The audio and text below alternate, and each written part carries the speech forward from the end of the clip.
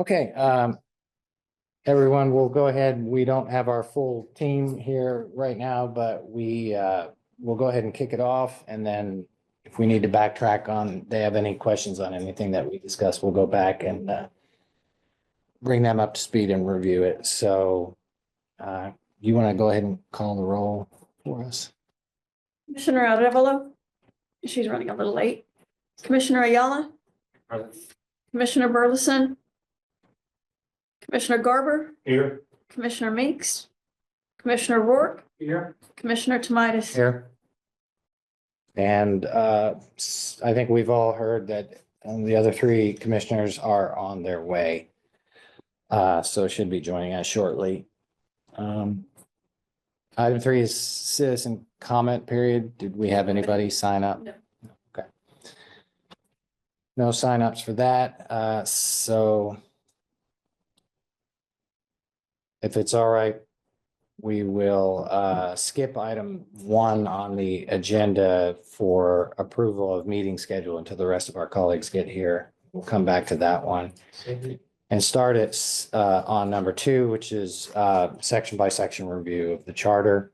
We left off at the end possibly of 304. And so if it's all right, we'll go ahead and just jump in at 305. And if we have to go back and review anything on section 3, we could do so. Sam, is 305 Mayor Pro Tem, Deputy Mayor Pro Tem, is there anything in there that's This is fairly standard, you want to have somebody to back up the mayor. And in fact, it came up, not last night, but at this, I think it was the workshop meeting on Thursday, if I'm not mistaken. It may be all a blur now, but it just came up this past week. The mayor was getting over something. She had a bit of a coughing attack. She had to step out, and Shane Scott, who's the pro tem, took over. And there was a concern for a while that he might not be. There's stuff going around. I don't know if you've noticed. So the deputy mayor pro tem would, possibility that she would have to step in. So that's really all that is. It's like a chair and vice chair, and just to have that backup to run the meeting. So Some kind of order. I think it's pretty standard, honestly, but anybody have any comments or questions, concerns about 305? This wasn't anything that the council brought up for us to look at, so. So we'll go 306 vacancies. Give us a quick. again, this is the deal, just point out. If there is a vacancy, in the event the mayor is unable to call a meeting to order the election for any reason, Mayor Pro Tem or Deputy Mayor Pro Tem are authorized or directed to call a meeting to order the election and perform all the required actions. And in the event of vacancies, the offices of the mayor, members of city council, the following are authorized to order the election. So that's just basically default. It's kind of like, that that TV show Designated Survivor. Who's left, who's the orders in what order, or Yeah. remember, what was his name during the Reagan administration? He says, I'm in charge. Yeah, he thought he was in charge, but he wasn't. And so this is saying that I'm in charge. if for some reason none of these council members are able to take over, the city manager, clerk, city attorney. So again, very unlikely scenario, and I don't know if there's anything unusual about that. Yeah. The next section, Anybody on 306? oh, yes, sir. Any interest in? Okay. 307, Sam? This one is fairly standard for cities. It's what are the general things that the city council is gonna do? And one is, if you're gonna sell or convey land or lease land, the city council is usually the one that's gonna authorize that. You don't authorize the city manager to sell city property. That's something you want the public to have notice of, so that you can speak to it, so that the city council is retaining that authority. Same with city facilities, and accepted liability. So imagine we get sued The city manager just can't say, okay, I agree that we're liable and we're gonna settle this case for, for example, we had the Biden bus lawsuit. So anyways, those things go to council because they're the ultimate decision maker when it comes to expenditure of city funds, but also liability. They may not want to admit liability. So again, I don't know if there's anything unusual about that, Okay. but if you feel there should be a restraint, or an expansion of their powers, you can certainly look at that. It does say lease. Can the city lease property to some other entity? Yes, sir. And there is also, how the Lions Club lease comes up all the time? Yes. That's built in here, right? It talks specifically about in subsection 307B1, city after public. We can authorize a lease of park property to another governmental entity or to a nonprofit for a term of up to 3 years. So y'all have probably noticed, and Mr. Tomites, I've been on council, you've probably had to approve once or twice, or maybe not during your, but every 3 years, you'll notice that the Lions Club lease comes up, and in fact, it'll be coming up in October, I think. Yeah. So that's an example. It's built into the charter. That's why that's there. What section was that? Oh, 307? 307B1, almost at the three lines from the bottom. City council may authorize the lease of park property to another governmental entity or to a nonprofit corporation for up to 3 years. But this section covers more than just leasing park property, correct? This would be any leasing of real estate or? Well, generally, it talks about leasing real estate, then specifically, yes, I'm sorry, yes, for park property, this is about under, But this section covers any leasing? yes, the city council has the power over the sale, conveyance, lease, mortgage of land. I'm sorry, this section, yes, it is for park purposes. Just park purposes. Subsection B1, my apologies, yes. Is there any part of this section that is not park? Yes, subsection C. I'm sorry, I was looking for there. Okay. The city council will have the authority to approve the conveyance of land, rights of way or easements. That's all done in an ordinance? Yes, sir. And what's interesting there is, we have 1 million like drainage projects and roadway projects, pipeline projects, you name it, for water, wastewater. So the city manager will buy easements all the time unless they're over $100,000, because we do have an ordinance that limits her authority to 100,000. But those ones, we don't have council approve every one because they've already approved the CIP project. It just goes without saying, we got to build the pipeline. So those are authorized if we're just buying land or an easement. Well, I have thoughts on leases of former donut shops, but I'm not gonna bring it up. It's too lengthy. I'm not sure this is I think it'd be done. I think it's more proper for an ordinance of how leases should occur from the city.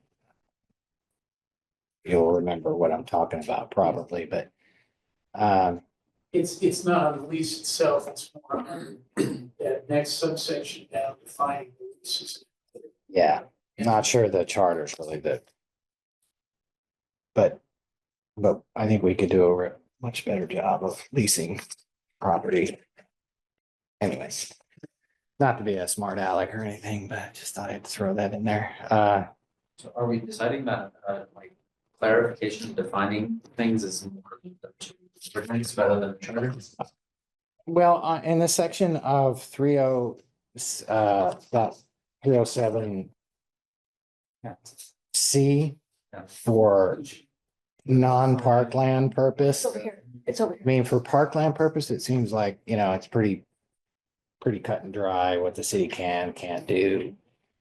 But we've had leases come before the city council of just buildings we own or property we own, leasing them to other businesses, and some people get it one way and other people across the street get it a different way, and it's not very So I'm not sure that this is. So, yeah, so it's against that issue. The charters like the Constitution, you know, like with Congress, and then Congress implements the statutes, which start to get distilled down to the details. So that's how ordinances work, you know, but so the charter just grants the power to lease or to sell or convey. Doesn't tell you how you have to do it. Now with parkland, it does. It requires an election if you're gonna sell parkland. The voters gotta approve it. But that's just limited to parks. For everybody just arriving, we just jumped in at section 305 when you have a chance to look at it, and we'll continue on to 308, and then I'll backtrack and give you a quick primer, 5, 6, 7. So can we move to 308, please, ma'am? Yes, and 308. This is that notion that we're council manager form of government. And this puts some boundaries on the city council's ability to interfere in city managers hiring you know, all the people under her purview. So it's basically, I mean, I can read it, that neither the council nor any of its members shall instruct or request city manager or any of the city manager's subordinates to appoint, remove from office or employ any person except with respect to those offices which are filled by appointment by the council, right? So the city manager is supposed to run the day-to-day management of the city. That's the basic premise there. And the next part, the council and its members shall deal with the administrative and management functions of the city solely through the city manager and other council appointees as appropriate, and shall not give orders to any of their subordinates. And that's the whole deal. We actually have it built into the city ordinance as well. Council members aren't supposed to direct, you know, like the director of utilities to do a certain thing, whatever. So that's what it is. Now, that's pretty typical city manager, council form of government.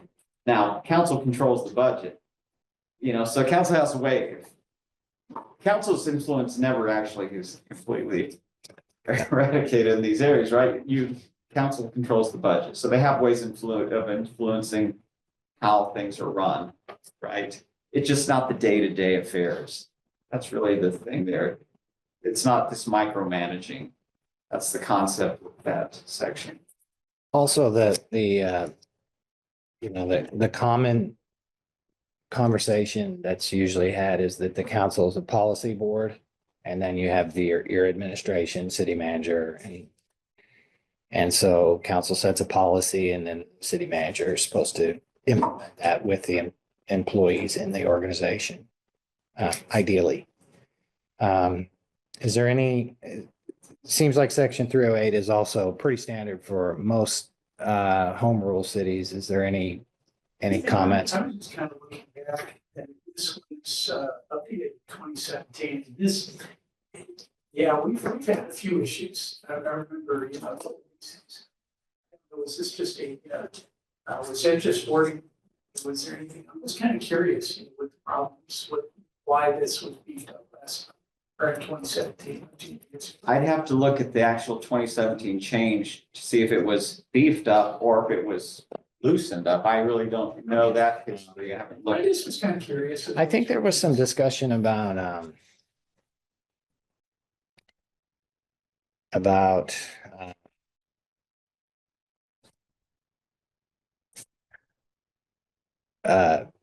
council members that were elected officials that had relatives that, or, you know, there was some discussion about what's the word?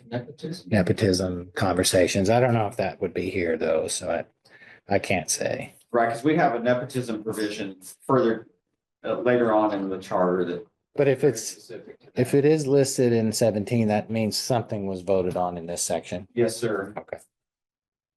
And sometimes they're just clarifications, It could not have even, just been that. or grammatical sometimes, but we have to look at 2017. It's probably in that file right there. Yeah. But while you're doing that, I'm just gonna go back for those that just came in. 305, No, this was. Was- That was, I've got the 21, so you do get it. I think we do have the 2017 somewhere. I can look it up. Yeah. Just look it up and let me, Sam, just look it up, let me know on it and let me know if it was, I'm just always kind of curious if there, we had a few things close. I remember Yeah. seeing some reasons why, my 20 years of watching stuff. Yeah. 305, 306, and 307 explanations were kind of, and 308 were kind of standard for cities. This is standard language that most cities without a strong mayor have. But if you all or anyone has any additional questions on that, we can always address those. So let's move on to 309. Because this one is one that we talked a little bit about in the council suggestions. And that one is the council suggestion. This provision requires 22 meetings a year. And the council suggestion was 20, with that. And the What else is in city here? meetings of the council should be in the city unless if they want to meet outside the city limits, they can publish notice of that meeting. Still has to be a public meeting. So, since I've been here, I don't recall a gathering of the council outside the city. And I'm talking about regular meetings of the council. My understanding is that in years past, though, that there have been like council visioning sessions, which we just had one in January. That sometimes they would go, say, to New Braunfels, like some sort of retreat and do the visioning there. But just seems like councils are not inclined to do that now, I think. But used to the always- option remains on the charter to do that. Yeah, they used to always be out of town. For a reason, I think. What used to be at meetings? The visioning, Okay. yeah, because it's like an 8-hour day and you're trying to facilitate open thoughts, not camera, not worry about, you're just trying to vision. You're not making any decisions. You're just trying to vision. And then you come back and, you have you vote on the actual policy statement that came from that, but it was kind of purely the ability to think and speak freely. But it keeps council from going out of town, making some decisions if you've got troublemakers or, Yeah. patriots, now whatever you want. And even this provision still says the meetings will be It's still public. public. Yes, sir. Yeah, they were all public. We had a couple of times somebody would come and they'd sit for a couple hours to see it. So this provision retains that option for council. It doesn't, again, presently, council hasn't expressed that desire, but the option is there under the charter if they were so inclined. Does anybody else have any thoughts on the council suggestion for the 22 regular meetings to 20? I had a note that said drop in November. Yeah, Well, it would drop the 2 meetings, it was only gonna be 20. Yeah. Yeah.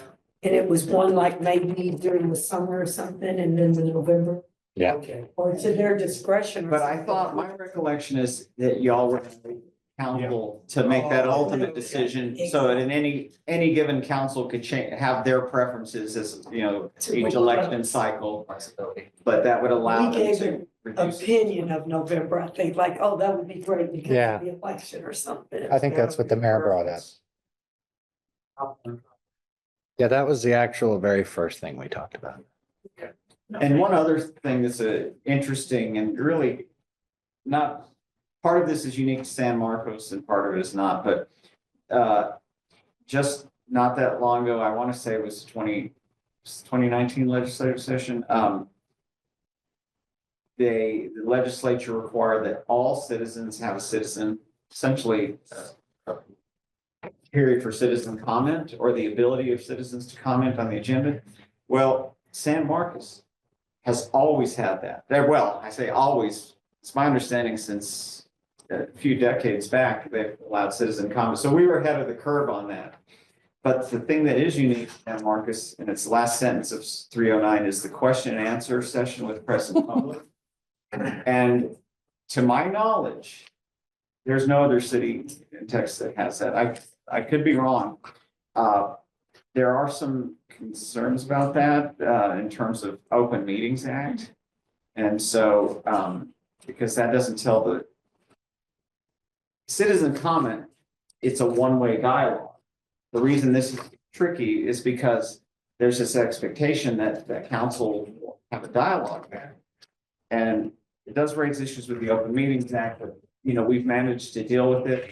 And our usual, to comply with the Open Meetings Act, we do what the Open Meetings Act already allows, and that's say you can have staff follow up with the information requested. You can provide just basic factual information, or you could, you know, bring it back to a future agenda if the citizen raises a question, so that it is publicly posted. So like citizen raises whatever issues they're gonna raise, say, you know what, city manager, let's put that on next week's agenda or whatever. It's all about letting the public know.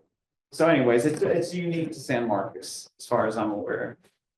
You have had certain citizens have really championed this and have really break the city over the coals to put it lightly, I guess, over the past few years. I kind of watched some of this. For, you know, with doing it by the book. I mean, is there some things that staff, you know, this wasn't brought up by council, but is there some things that maybe staff has seen that they may want to see with this, that are some suggestions? And I'm kind of have we always had this, or is this been? It's been a long time. I think the 90s and I don't 90s. Oh, I don't think that, well, I don't know about council, P and Z, I guess only been there about 3 or 4 years. Okay, It's always Relative. that I remember at council.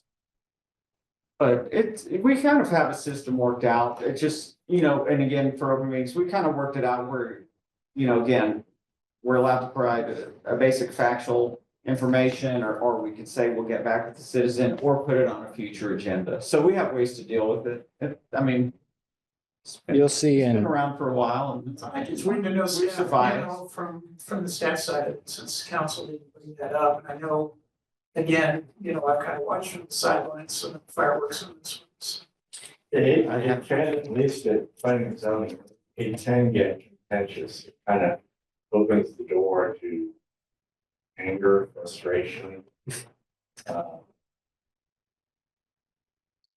which Well, part, it's the bad. question and answer? Yes. Yeah. Yeah, because it's always like a statement. It's never a question. Yes, yeah, and then It's an demanding. ugly statement. Yeah, yeah. It's people coming after usually the board members and being ugly, and you want to answer them. And I think one time I did answer. Because I was like, okay, you're not gonna get what with this, like, I'm gonna answer this. Yeah. And that's not good, because it puts everybody in a bad situation, but we've not had that issue. And You'll see in 21, it was amended. And part of it was citizen comment at every meeting of the city council, And I do. not just regular meetings, because there's a meeting here before the meeting in this room. And there's direction given. And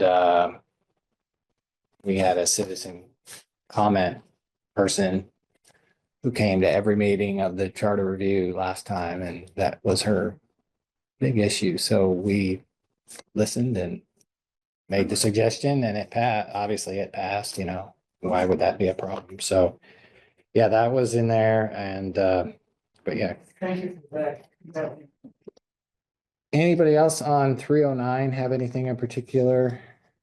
If not, I do. I'm gonna pass this, if you'll pass it down. This is some language that I wanted to bring to you all for input on. The red underlined is additional language. And there's a little yellow box there that is not filled in on purpose. I wanted to hear from everybody. But this particular amendment is worded that no member of the city council shall participate by teleconference in more than blank regular meetings in a calendar year, except when participation is for excused absence, and you'll see at the bottom, excused absence is defined. This is essentially to keep people in person. And to have the meetings in person, because I really do feel like it's a different experience when you are in person at the council level. There's a lot of nuance to a council meeting that does not come through on first off, the audio for council meetings is horrible. Yes. You can barely hear anybody, nobody speaks into the microphone. But everybody around that dais hears what everybody said or didn't say, or, every little groan or whatever. And so it's kind of important, in my opinion, that council members meet in public, meet in person. And there's an ulterior motive here. We have a attendance policy requirement for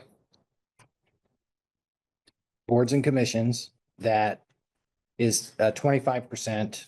You cannot miss 25% of the meetings in a year, or you're automatically removed at the end of the year from that board. 3 in a row or 25%. Well, I don't know is it 3 in a row for all board members as well? And Okay. I think council. Council's 3 in a row. Yeah. But we also had a situation where we had a council member that moved out of state and continued to meet for 6-8 months by video conference and get paid every month. And there's no prohibition against that. So this is kind of a prohibition against that. It's a twofold. It's to encourage in-person participation, unless you have an excused absence. Look, if you have surgery and you're out for 3 months, you're out for 3 months. Everybody's going to get that. And that's defined by ordinance already. So my thought was that this should be, I would say 25%, but I think it should be less. I think it should be 4 meetings, not 5, but I wanted to hear what everybody else said. So in other words, this would allow you to participate in a regular meeting by a video conference if it were adopted 4 times a year. It should be enough. So what's the consequence if they go over? Well, we're hoping that people don't. I mean, obviously, if it's excused, there's no consequence, right? If there is no excuse and they just decide not to do it, council has some ability, both informal and formal, to enforce the rules of the charter, because they take an oath to uphold the city charter. It's not specifically defined as you miss, X number of meetings and you're out. That doesn't work that way. It is in there in some things, but in practical terms, I'm not sure it's. Why were you suggesting 4? Because it aligns with the 25%. If we go to 20 meetings a year, 20 regular meetings. Okay. My gut was to make it less than that. Well, I mean, this is just a jumping off point. So it was to keep everybody to meet in person and to eliminate hey, I'm gonna get elected and move. And there's nothing you can do about it. Because I have the right to video conference. And I think most people in the community kind of expect if you're gonna get elected, ask to get elected, get paid, that you show up as much as you possibly can within the boundaries of the rules set. Maybe we need to add something in there about, I mean, I'm following the logic. Maybe we need to add something in there about if they live outside, they have to live here to get elected. But then if they move and they live outside of this area for more than, I don't know, some people have a vacation, so they go for 6 weeks out of the summer or something. Well, this doesn't, so I want to address that because we had that conversation, Sam and I, about, you know, the residency part. And the residency, as we all know, is really difficult. It's really difficult to enforce residency. You guys deal with it at P and Z for number of people living in properties. I mean, it's just very difficult. The language is in the charter, but it's it's very hard to prove whether you're a resident or not. And if you still keep your driver's license as Hopkins Street, then resident, even though you're living in Florida. So because I wanted to prohibit that scenario, but also this seemed like a pretty good way to do it.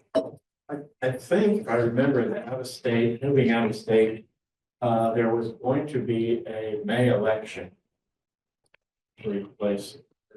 And it was determined that they couldn't do that for maybe COVID possibly, and that's why that person continued on. But the charter says must live within the city, so they shouldn't have been able to do that. Well, It's 1 year before, here's, right? here's the, for purposes subsection, a person must meet all of the following to meet the requirement for principal physical residence in the city. The person must use the residence address for voter registration, current driver's license or Texas ID card. Must use the residence address as the person's home address on documents such as employment records, resumes, business cards, government forms, and loan documents. And the person must not claim a homestead on any property other than the residence. So I think, that, and I think there's a reason why it doesn't get into, and they must be living in that spot continuously for X months. Because there's a lot of cases in Texas about elected officials, appointees in different contexts. And surprisingly, most of those cases, when there's a challenge to residency, the person who's being questioned usually prevails because it's difficult to prove. You're going to compel somebody, you're going to be out there with a video camera that they're. So they're trying to set up some basic objective criteria they can look at: driver's license, voter registration, homestead, things like that. They're not looking at, being able to monitor that person coming in and out of the house at all hours of the night, right? So. And part of the role of a council member, as we all know, is not just the meetings. It's the community meetings. It's showing up, listening, talking to residents. It's, showing up when there's a natural disaster, those types of things that occur outside the regular meetings. It's just far more work than the regular meetings are. And I just don't feel like you can honestly represent somebody if you're in another state and you haven't been around and you don't intend to be around. Our charter doesn't prohibit it. So I think that we could add something somewhere, maybe at the very beginning part of qualifications, must maintain residence in the city. we already have that. It says that, it's hard to prove because just like she left and she could say, well, I still own property there. I still. My Driver's license, yeah. Like, I can give you an example for me. Like, I was looking to get a fellowship at the White House 2 years ago. That was a 1 year church fellowship, I would be there for a year and then come back to Texas, right? My employer was gonna hold off on my position, not pay me that entire time, and then I'd come back, my residency was all here. And I don't think that it would be a disqualifying if I was a city council member, if I happen to do it, because it advances, for one, what I'm learning, how I can help my community, and it's the whole purpose of the fellowship is for you to bring resources back to your community. So that's why I don't think it's the worst thing if it's like a 1 year thing or not. Now, if you're not planning to come back, right, which is a hard thing to prove or anything like that, that's why I don't think we should venture onto like determining when residency happens or if it's living physically. I don't think that'll be. So in your situation, are you saying that if you had gotten that in DC, then you feel like you should have been able to still zoom into all the meetings and participate? Not just Zoom in, so under that situation, I was gonna get compensated a fair amount to where I could, come back and do some of those other events that need to happen, right? Still fly in and do some things to show intent, right? To show either combination, Zoom meetings, combination, like a quarterly meeting, something that shows that you want to stay involved and still have the capacity. But that was your personal choice. I think what we're talking about is what people choose to do that, then how. That's true, but like. And the scenario that we're talking about is, I'm gonna bring that, going back up to 30,000 foot. Okay. What we're talking about here in this language is about how many teleconference meetings you can miss. We're not talking about residency, where anybody's going, that's background in my mind. Okay, in this case here, he's bringing up a good point, and I guess I wanna go back to one other issue that you brought up, John, is that it's that person to person, that face to face. That is much more, I can have much more impact as somebody that's used citizen comment period many times. I can have much more impact going in there and looking at you and looking at every single one of you. TV screens just do not do it, folks, as far as communication. That's from my standpoint. Yes, I understand if you're gonna move somewhere, it's just, as a council member, I wanna be able to see you. And so that's where, whether you move or not, but that's however you work it out. I guess the only thing is that enforcement, you may want to put just something in there, I don't know, enforcement and council discretion. I don't know, but you do have, that is this, okay, we said all this, but how do you enforce it? So- There might be a consequence, I think, if you're gonna make a rule, they're gonna laugh at you unless they know the consequence. And I think a good consequence for that is a similar one that the PEC has for the board of directors. If you miss 25% of the meetings, right, in person, then you are no longer qualified for the stipend, right? You can still be a board member, you can still be involved, you can still do the work, you just don't get paid for it anymore, so you couldn't show up. I think the stipend will be a fair one. Now, just to, right, that's missing the meeting altogether. Right, and for the PEC, and this one is, well, they're still participating in the meeting. Whatever, I just make sure the distinction, they're not missing the meeting in this case. That's because they don't have like Zoom meetings, so that would be the equivalent, right? Because they don't have Zoom. It has to be that way. In this case, since if we're able to do it that way, then we could not necessarily raise or lower, but change the standard of it, because you're missing a meeting, but you're not really, because you're still engaged in the process, right? But you're not there physically anymore. So that's why if we make it 4, which is not 5, right? The 25%, Right. It doesn't get too big. I think it's a fair number, and I stand by. So maybe just and I hope you don't mind, just Chair, I wonder if we need to look at it 2 parts. First of all, are there 4 people in favor of the concept of missing or participating in no more than 4 meetings? And then if there's 4 that like the concept, then you can talk about the consequence part. Yeah, let me get to Yancy, you had your hand up. I was just gonna say, if we're talking about consequences, it could be that, let's say that you can't miss more than 4 regular meetings for the teleconference, and then after that, it counts as an absence, even though you're there, it can count as an absence because it's more than 2. Okay, so let me ask you all this, is is there interest in limiting the number of times you can attend a regular meeting by video conference technology? Yes. I see consensus for that. So I'm gonna say yes. I suggested 4, but I'm throwing that out there in the middle if you want to bat it around. 4 seems very, very generous. And Three. I'd be more comfortable with 3. So I like 3. you've got 20 meetings, out of 20 meetings, we're not taking. So. Right. You can have 3, so. Because you have that exception, like no one's saying if you had surgery and you can't be there, then obviously there's an exception and you're gonna have proof, doctor's proof or whatever. So there's no. Anything else is taken care of in the exception part. You know what I mean? So 3 is fair because. If it's some real emergency.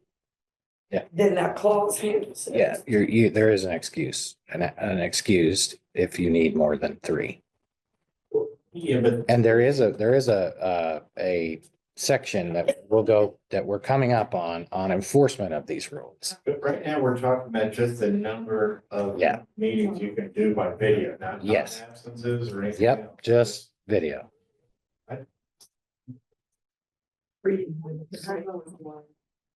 Or I mean, I guess my question is, is the threshold of meetings or missing meetings gonna be smaller or larger? You think that could be less?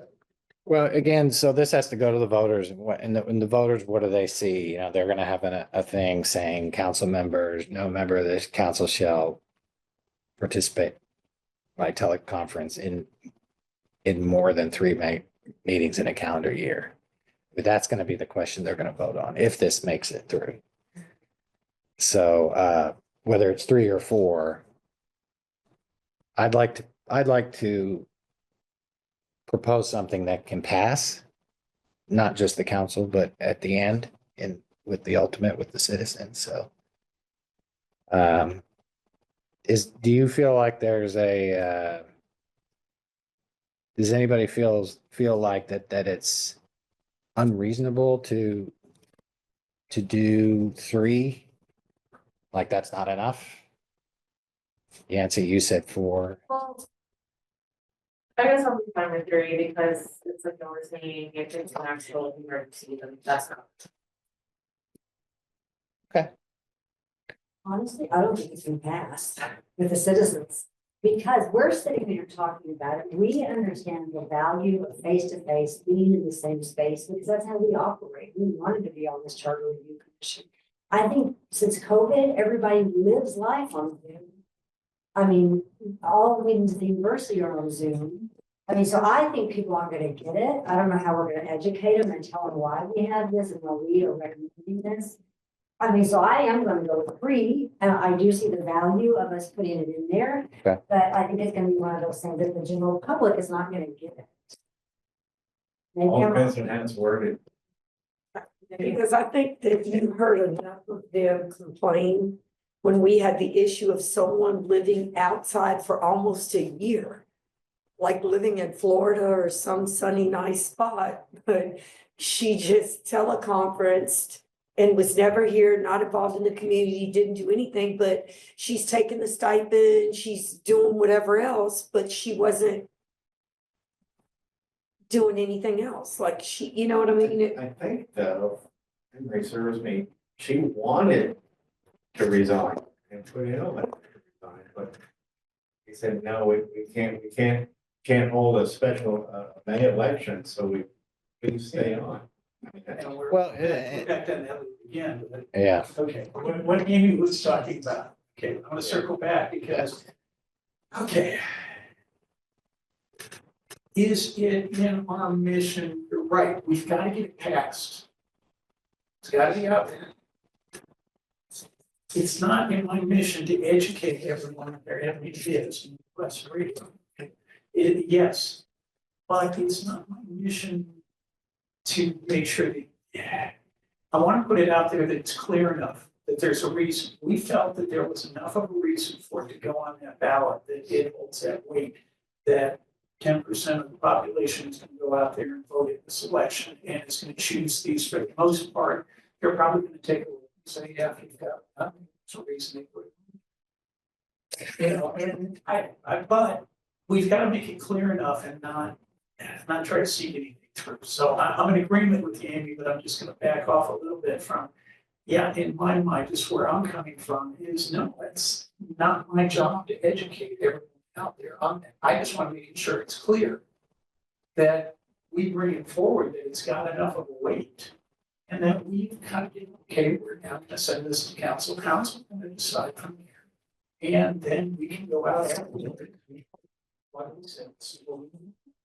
Well, do we give them the wording or we give them the idea and city council? We will give them in the final report, we will give them actual ballot language that they will be able to consider. And, which we will vote on. And so this could be worded a little differently. Instead of no member of the city council shall participate in more than 3 regular meetings. It could be a little simpler saying, Yeah. you know, council members shall not participate, council members shall participate in person.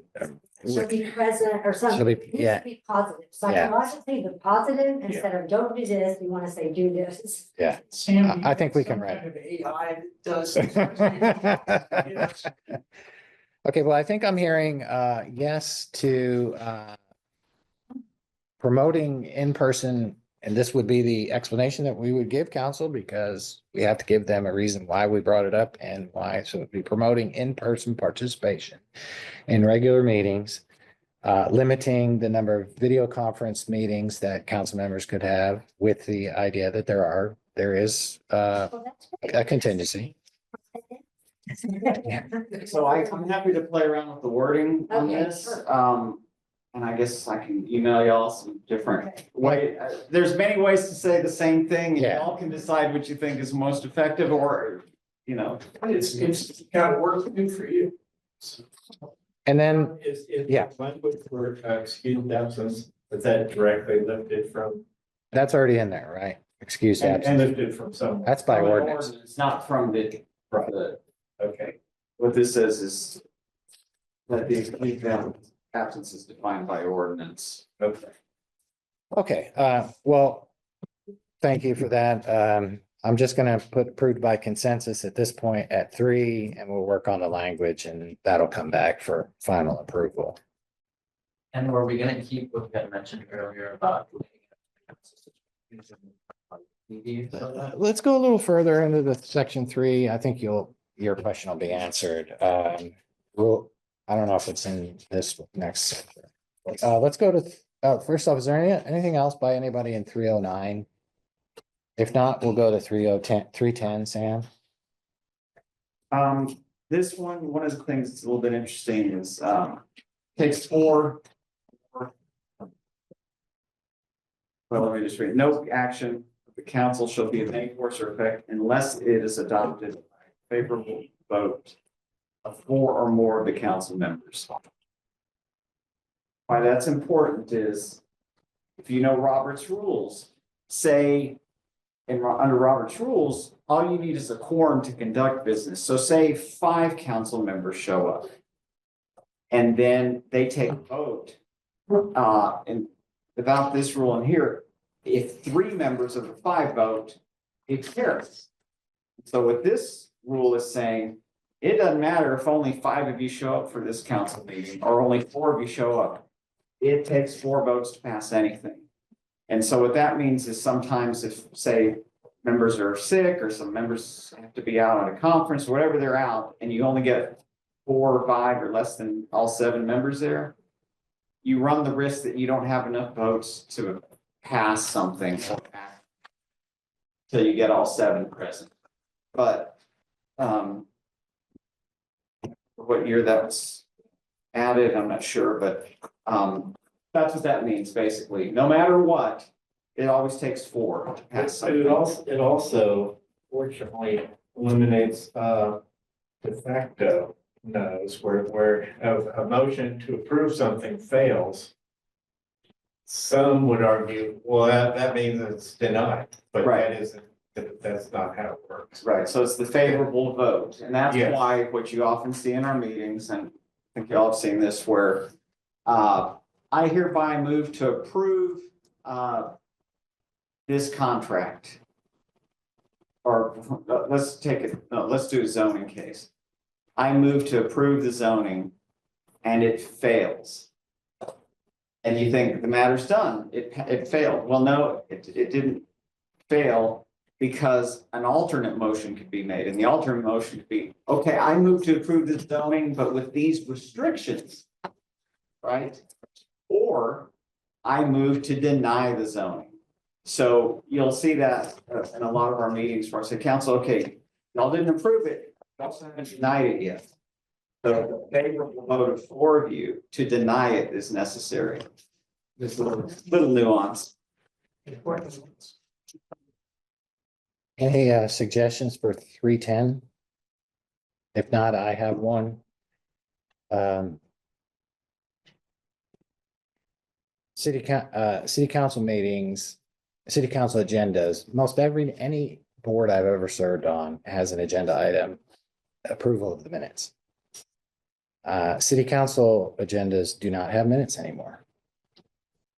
Believe it or not. What? Actually, so.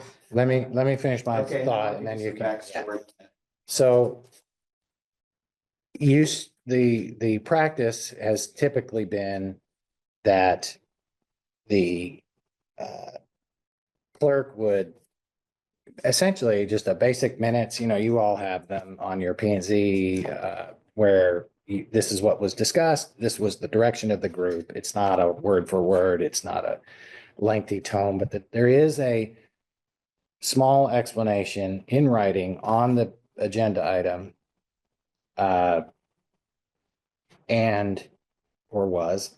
And if someone went back and was searching previous agendas, approved agendas and minutes, they could actually see what the council directed. Whether it was a vote or whether it was a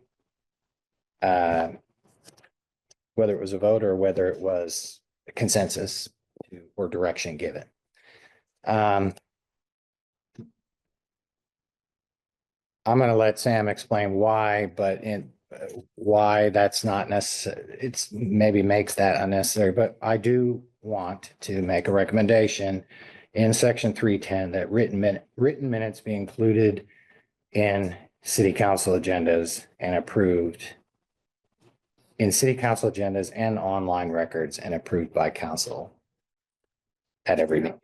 Well, if it's not in minutes, how do the actions get? Sam. Right, so minutes are still required in the ordinance. We even have an order of the agenda for minutes. So the absence of minutes, and I am trying to say this delicately, but it is not at any direction of the council. There's been some, and I kind of hate to do this, but there's been some issues with staffing at the clerk's office, and they are actually getting very close to catching up all the minutes. There's kind of some lag time when there's the transition from Jamie Case to the new city clerk. And that's something that the clerk's been working on and for what it's worth, is council members been also trying to get those done. And so I just want to make it clear, it wasn't any kind of a council directed thing. And there's going to be a meeting or two coming up where there's going to be a bunch of minutes, I guess, that are going to be up for approval, just FYI. I just want to make it clear, it wasn't a council thing that caused any of that, but there is. And there is another level to that story. Okay. But in the end, there has not been for a couple of years, a written minutes that was approved by the council. And I think it ought to be, and that's why I'm making this recommendation. They approved, or had they just not approved it because it's not there to be? It's not there. It's not on the agenda. Brought for approval Because Jamie Case has been going on that job for a while. So let me ask. And I just want to be, because I don't want It was to, Yeah. I guess. Every council meeting I ever served on, there was minutes and we voted on them and we would read them and sometimes you would correct them. Right, and it's, Hey, I didn't quite say that. Sometime between there and Sam, you're saying that this is more recent with Jamie case with the transition, with the office, that they got backed up, and so they just were not doing this there, correct? I was thinking something. The minutes are. Right, so there's gonna be minutes coming to be approved. That's all I could tell you. I don't know the Okay. whole backstory and Right, I whatever, understand, but but you're just it's not a council thing where there was some, I just wanted to make it clear it wasn't some council directive that there not be minutes. It's just been a. Okay, so how long is that gap? I'm just saying, I- John remembers. 2 years. Okay, but John's saying for 2 years we haven't done this. Okay, so that's the catch up that we're doing right now for the approval. That's my. I say 2 years, don't hold me. I could be 18 months. I don't That's my know. It's been understanding. long. It's being worked on. Fine, I'm just. It's just my trying to understanding it's get- being worked on. I'm trying to get in my mind. It's not like we don't have them and don't take them and no one's recording it. It's That's just that correct. they're behind, they're gonna catch up. it's a little scary because Yes, how do That you was remember for what? P and Z though, we were way behind on. And we had to do one, this was the same thing with P and Z, and we did probably, we had a packet like that that had all the Yeah. minutes from previous Well, meetings. What if we suggested, maybe this is where we come up with an alternative, and we suggested we pay for transcription, or do we already pay for that? Well, It's not- it's- I don't know, but. It's not as hard as everybody's making it to be. no, I think all It you're just just isn't. saying is just put this in because this is not in the charter right now, that the minutes are required. It says, well, there's also, let me just say this, and Sam will be more of an expert on this, but I think there's some case law now that says that if you're recording the meetings electronically, that can constitute actual minutes. Technically. I'd have to look at that. Okay, but It's a transcription of some sort. my suggestion and my language is that written minutes be included in every city council agenda and approved by council of the Right. previous They meeting. have 2 Is it weeks. not in Robert's? Yeah, they got 2 minutes. Is it in Robert's rules? That's what I was wondering. Yeah, Robert's rule speaks about minutes. Well, even if they're So recorded, who's gonna go back and listen to it and try to edit them? I think. It's not easy. It's not very transparent.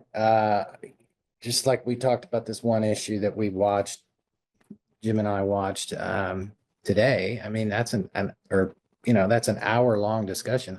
I just want to see what the direction was, They do. what they do, what was the vote. And that would be contained in the short minutes.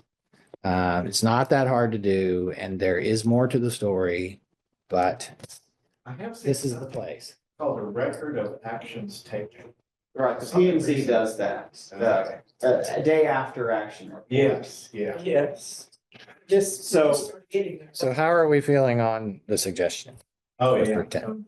Oh, I'm all for that. It should be written minutes, and it should be exactly as it says, to which any citizen may have access at all reasonable times. Just like you're saying, you should be able to go look at it if you Well, want. that is by law already. That's under the Public Information Act, and they are posted online once they're actually passed by council. They are Approved. online and available. So a couple years from now, That is by law. Daniel, You can quiet, go. I just wanted to say that, I only have an issue with the word written, right, because I don't want it to be misconstrued. Right, It has to right, be right. written. Maybe scribed. Included. Or type written, or like you said, just included, something that shows that it doesn't have to be written out, because people tend to take things literally. literally. Yeah. And, I think we'll come up with better language of how I think the intent is that it's an agenda item, that it's approved Yeah. at each meeting from the previous meeting. Rob, you were gonna start to say something. Okay. I'll come back to it in a second. Anything else? So that goes into 310. I think that's the spot for it, yeah. I just wanted to underscore the importance of it to me. is that you, as my elected city council member, need to go back and to say, yep, these are amendments, I approve them. And then once they're approved, yeah, that's, or no, I disagreed, please go back and we've got to have that. I would think the library somewhere, you should have a book, a notebook, minutes for a year. Well, and if it's included in the agenda that you were actually searching, if you were truly looking for something, that's where it should definitely be there, but it's not at this point. So it's easy to get away from, obviously, because they have, I think we ought to make that confirmed. So I am hearing consensus for that. Okay. So I'm gonna move on. If there's nothing else in 310 to 311, Sam. So did we have, which on 310 or was? We got the concept. The concept will come back with the actual Okay. tweak thing. Well, one of the, 311, there's a lot of stuff in here, but one of the things is, what we do in San Marcos is we have 2 readings of ordinances. The old days, at least when I got here, I think for some things there were 3 readings. And then there was something different for zoning ordinances where there was reconsideration. But the whole idea of 2 readings, I think, is, I think the notion is that the council can revisit an item one last time, because say you pass an ordinance the first time, you get feedback from constituents. It gives the council an opportunity to, take that feedback. It also gives council time to reflect on their own actions, say, you know what, on second reading, I do want to propose. Mr. Pies, you've been in that chair, so you kind of know it better than me, but after reflecting on it from first reading, I want to add this, or I want to revise this part of the ordinance. So. But, can that only be done by someone who voted for it? No, not for second reading. Oh, okay. That's like, I know what you're saying, you're talking about like a reconsideration. And there's a separate deal for that, but just for the ordinance itself, it's already posted for action again. And any of the council members are allowed to change their mind or propose an amendment on second reading. So it's a little different than a reconsideration. I had a question about D, where it said act upon within 90 days of most recent public hearing. Does that mean the council public hearing? Yes. Okay. So a lot of time, and this has been fairly infrequent, but we've had a handful of situations over my time here at the city where, and it usually involves development projects and there's controversy, whatever. So sometimes staff goes back to negotiate or see what they can work through with the developer or have some community meetings. And more than 90 days passes. And so they will have a second public hearing because it's been so long, let's have another public hearing and, get everyone up to speed again. And that's the concept there. Okay, anything else in 311? Colleagues, no. So we weren't talking about doing changes on this, or was anything city council proposing? No, unless there's something from this board. But if not, we'll go to 312 then. All right, 312. This one, which it really has to do with ordinances that have penalties or new provisions. So say the some parking ordinance. Parking's a civil offense now. But say we have a code enforcement issue, we create a new violation in the city, a new type of ordinance regulating something. So because it's new and it's going to create a penalty for that new offense, you publish it in the newspaper first. So that's really the crux of that. There are some other ordinances that have to be published, like, for example, franchise ordinances. And then there's some things by state law that might be required. Any suggestions on 312? Yeah, 312 or 36, oh, no. Okay. If not, we'll move forward to 313. Unless I hear something. The one thing that kind of caught my eye on this is, it's the media is, as we're moving forward, what happens if, because we've been close to it before, the newspaper, what newspaper are we talking? And we only have, okay, are we talking University Star, or are we talking the Daily Record? And Daily record. I don't know, Daily you're talking Record. newspaper, so, and this is, this is that public record out there that you're saying, and this is where you've got to go find most of these things. Okay, as we're moving forward, is that really the right language? Is that the right? I read that and, just because I'm watching all the media change and, dominoes falling, we're about post-COVID and, okay, so how do we get this out there to people that they need to be able to know that something is going to happen? And, it was 25 years ago, people still, the legal notices. Could we update it to, because I understand that it says general circulation within the city. Could we add and, because it's not going away, official social media of the city? That's what I was saying, put it on there. Because we just gotta move on from this one on, right? We find stuff on Twitter, we find stuff. But It's that's not, what the city it's not usually unusual does. to have certain things where, posted on the city's website. Is the terminology, and then we figure out a good place on the website. Again, being the charter, how specific do you want to get, or do you want it general? The website, and then the city figures out a good place, but I think there's a number website- of ways to do it. Well, you said, media, social media, I just generic, and I think that's what I was kind of Yeah. looking at was, okay, this is our one chance in 4 years, let's Change update it, it, yeah. because That's a good it idea. has been a time shift. It does say newspaper of general circulation. The record is not going to be published. At least in hard copy. Right, so, Right. so I think, Right, so that would leave us with the statesman. And That would be the one. Is that right? I don't know, I hadn't I heard that. hadn't heard that. I don't think they're at that point, they have been in the past, I mean, it's been rocky, but they're publishing and we do have that here. But it comes back to what are people looking at? And, in my mind, I'm with you that, hey, let's just give them social media.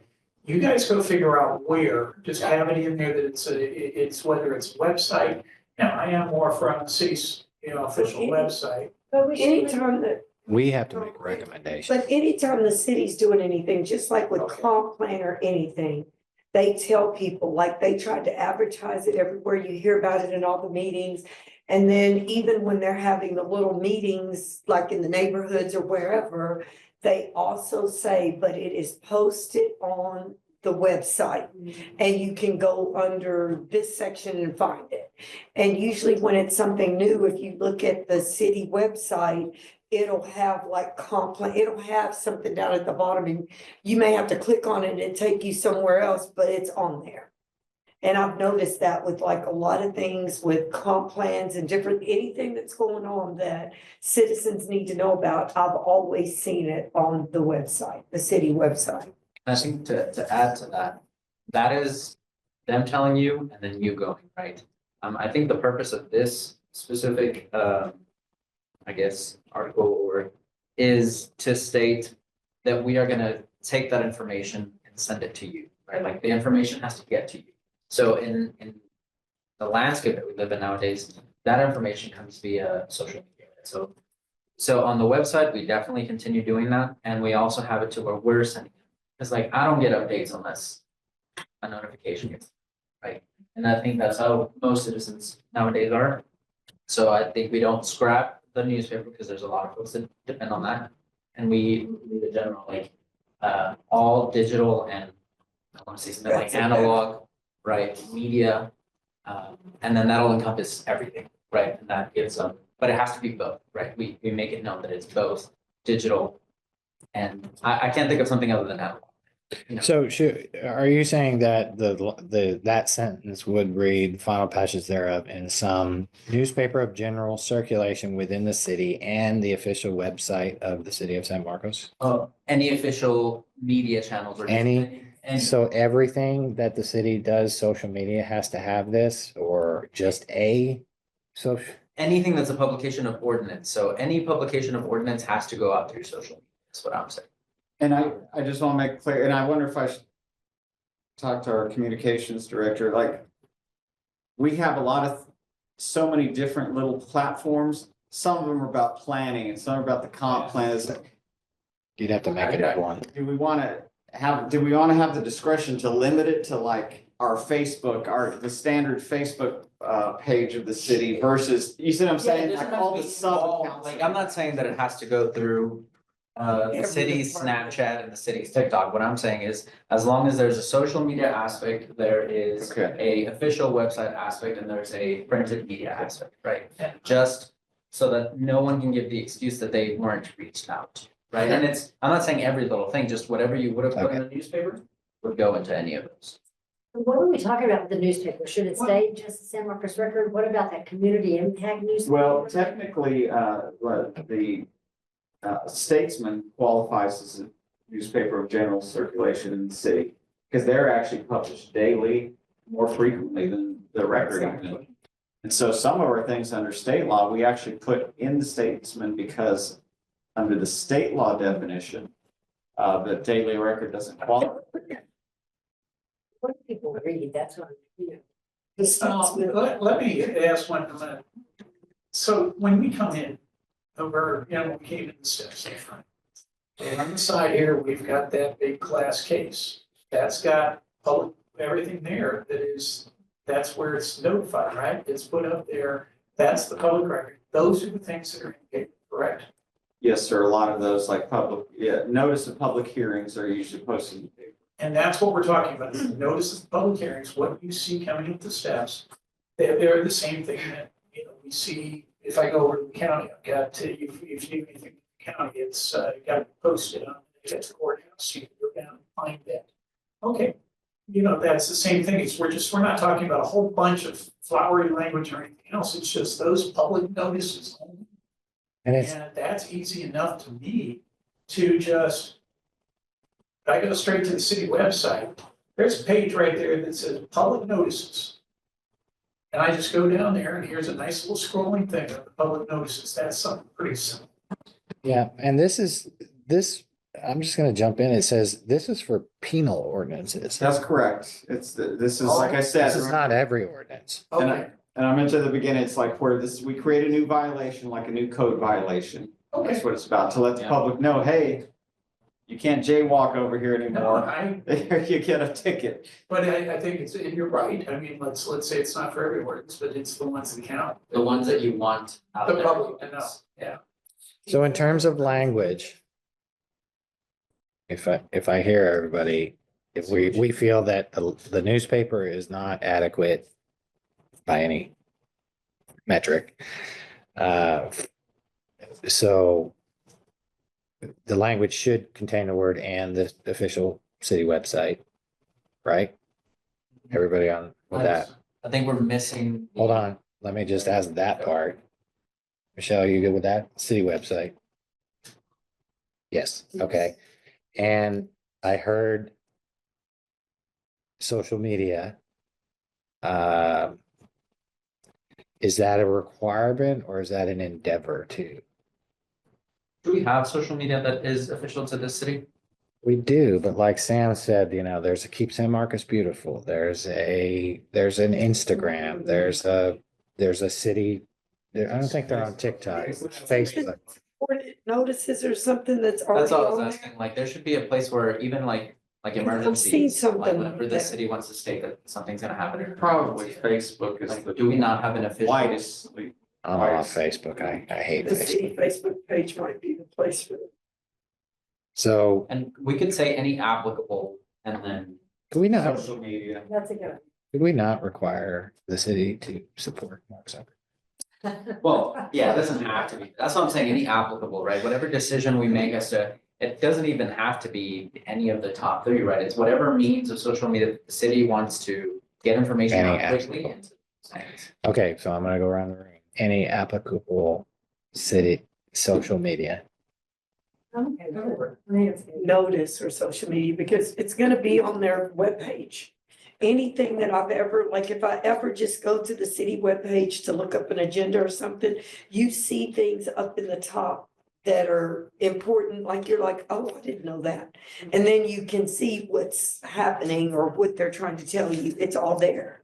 And Mr. Ayala's point, I think, was that nowadays, most people don't like to have to go, they sign up for alerts. I think your point was, if it's the kind of social media that, you know, you can log into or sign up for alerts, that's where the social media aspect comes in. For you, it's, that's what a newspaper is, right? That's what a newspaper was always like. It's you signing up to get information that's official and it comes to you, right? You don't have to get go to the both. city You can hall. go to the You can kinda website it- or you we can it get from the Daily alerts. Record, we get it from Austin American Statesman, and the only place from the city that I know that you get alerts like that is maybe weather, but it's PD. Like if something's going on at PD, you can get an alert and it'll say like avoid this area, you know, whatever's happening there, you'll get an alert.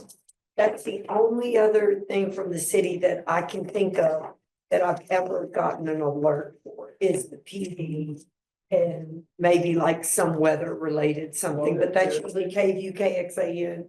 Even get on some list where there's a pending zoning change, you can get lists for that. Yes. Whatever that's called. For zoning. Okay, so what I'm hearing on section 312 would be to add language following the newspaper of general circulation, including and the official website of the city of San Marcos and any applicable social media. I want to make it so that the citizens, you know, we always, my grandfather would get up and read the paper and he'd go and look at the legal notices. You know, it was already, that was a regular thing. And that way he knew what was going on, what was happening in the city or county or wherever he was in. And yes, the paper is no longer, we don't know where it's going, and for it to be hard in there without it, that's what he needed. On Facebook and on the right, so as long as the people with the, as long as you can go down to the library, as long as you can go to places that even if you don't have the internet or choose not to use the internet, you still are not different from me and left behind.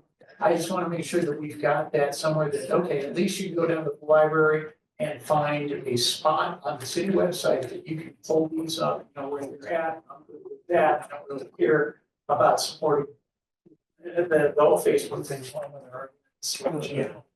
Okay, I think we have our direction on that one. Thank you. Thank you.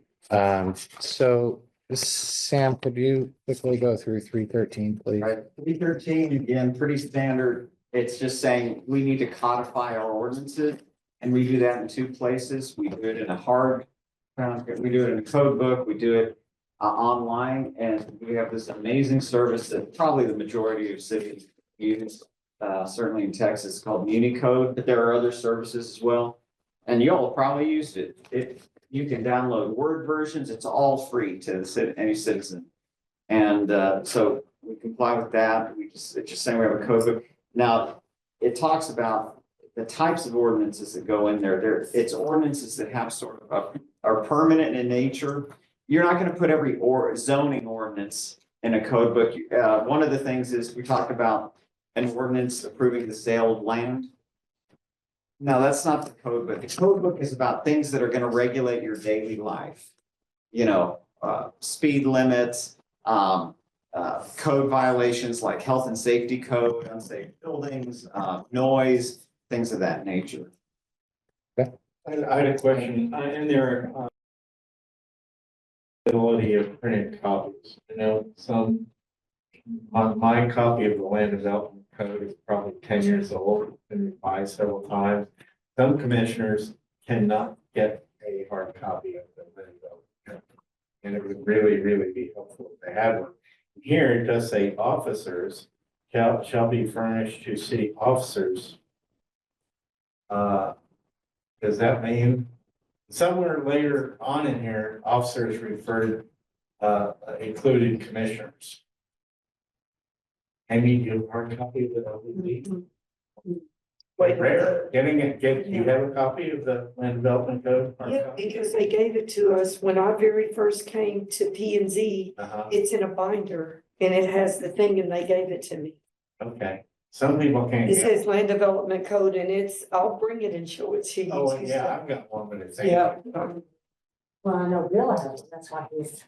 but they gave it to us as members. Yeah. Yeah, Is that because, is it because of some wording or lack of wording here that happened, or is that? I don't know. that's just- sorry. But it would be good if we had a current one, maybe that's what we should Yeah. also put in, current copy, because we have so many additions. So are you proposing an amendment there? Well, Is So that, it says officers, yeah, it sounds like you want to be very, a little more specific about that, or how do you?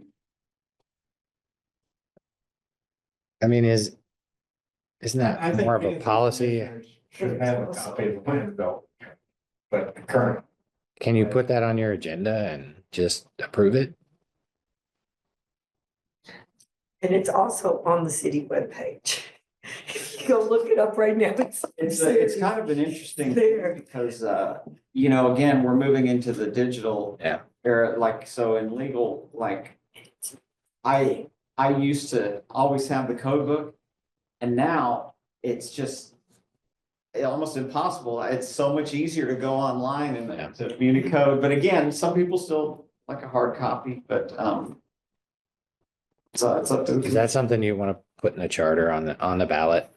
no, Okay, Okay, that's.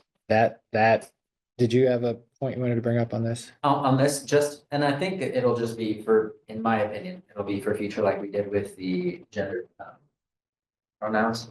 I think anytime that it says thereby being published in any newspaper, we just write that last bit that we changed, and that would make it easy across everywhere on things. Because if you can publish something, you can copy, paste it, and post it anywhere, right? And Yeah, or a that's- link to it. Or a link to it. Yeah. Yeah.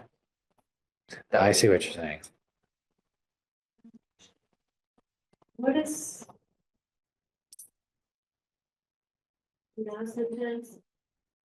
The can be made for purchase by the public at a reasonable price fixed by the council. What is the price fixture? And I'm not sure I've I've ever seen that actually done. never.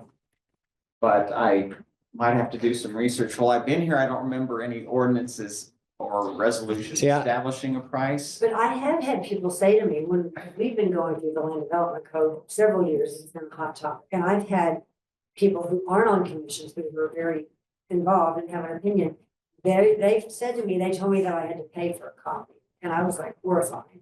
But I think what they say, when my remembrance is they say, well, you can go to the library and look at it for free. Right. If you want a copy you want to take home, your And I own personal think copy of it. they're only charging because have you Yeah, seen it's- the We would charge the cost to the city. If Right. we don't charge. I think The service. when we first got elected a long time ago, she gave us a book this thick and it was hardbound. Wow.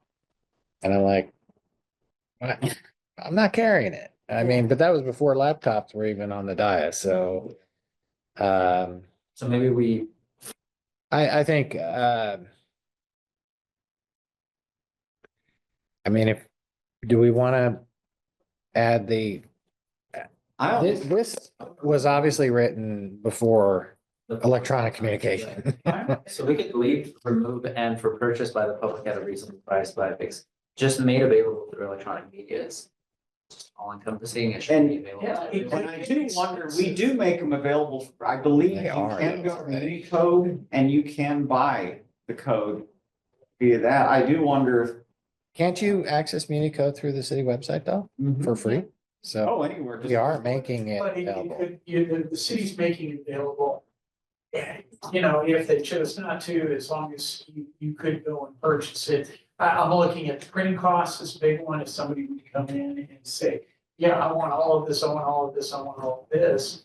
And, we sat there and looked at it, that it's gonna cost the city, how much time to get that. you could have somebody that could really mess you up, so. Yeah. But I'm we, all for leaving that in. we do Yeah. sell, I Agree. wonder if you could take out the part that just said, because I guess there are people that may want to purchase, right? That like the development code, for example, but yeah, this part about price fixed by council, it's kind of interesting, but, My guess is that if somebody wanted it and the city said, okay, well, look, we'll print you out all 1,100 pages, but we're gonna charge you by the page. That's typically how it goes from the city clerk's office, which So is, should it say that last bit, purchase of a hard Physical. copy, a physical copy? no, I think this ought to remain. I don't think we ought to make a de minimis change because there may be some unintended consequence, like Rob said. Somebody says, I need 20 copies. I mean, that's fine. I just- And so I think there should be a price for for the For paper printing. and the printing. Paper. I agree. Yeah. But is it already available for free online? Yes, it's on the city website. You can access this code. And you could go. to And the you can go to the library and there's, Says it, yeah. so this holds over this printed copies going to the library. If anybody wants to do that, if they want to feel it. It's for free already through the website, through Media Code. And we could add language. We have printed in front of copies, and that's it. What's that? Could we just add printed in front of copies there? And then that would Where? basically be, so at that last sentence, copies of the code shall be furnished by city officers and placed in libraries. If we just add printed before copies, we're good, right? Because we're talking about the cost of printing something for someone, right? And that's how we would avoid that. Are you saying, so if, to start this sentence, the word printed copies of the code shall be furnished? To city officers placed in libraries and public But offices for that's gonna free. be costly. No, it already is though. Well, It's but- already in there, Exactly, saying but that it it's says for in fixed those price. places. Yeah, and says it's free for public reference and can be made available. So this part right here, through electronic media for purchase at a reasonable price fixed by, what is that? Like PDFs are free. There is no cost associated with PDFs. Providing someone with an electronic copy of something does not cost money. Right. So that's why I feel that the sentence is flawed. I think it's. I think that they just made a mistake, like saying that it's available through electronic media. And what they're trying to say, and for purchase by the public at a reasonable price. It's just that maybe the wording needs to be changed, like you're saying, like it is available electronically, but you can also get it for a price. copies are available for purchase at a reasonable price. Yeah, there you go. I'm gonna ask a question to the group. Is this what we want on the ballot? Are these the kinds of, and I'm not taking anything away from your suggestion. I think it all makes sense.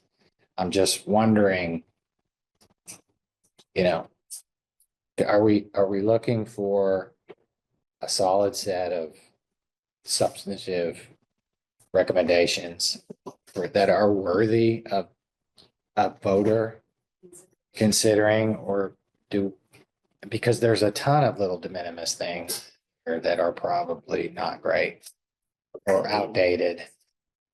And I'm okay if that's the way everybody wants to go, just No, I don't think that this isn't, it's important, but I don't think that it's worthy of being on the ballot to weigh the ballot down. I just think that maybe in a side note, you could put in here also some things as we're going through that we've noticed that maybe you could just clean it up a little bit to where it's. Well, for the charter though, that's the election and the council can't change the charter, but I would say The this. wording, that's. I would say this, I don't know that it's, what we're really looking for is clarifications, Yeah. but I'm not sure if it's broken. I think as it stands right now, any member of the public can come and purchase a hard code book or hard development code, a printed version. And we do charge a price and we can't make a profit, and that's just by law. That's like, when we fix fees, they have to be justified to only recover our costs. It's the same with the code book. We only charge the basic cost that it is to the city, to the.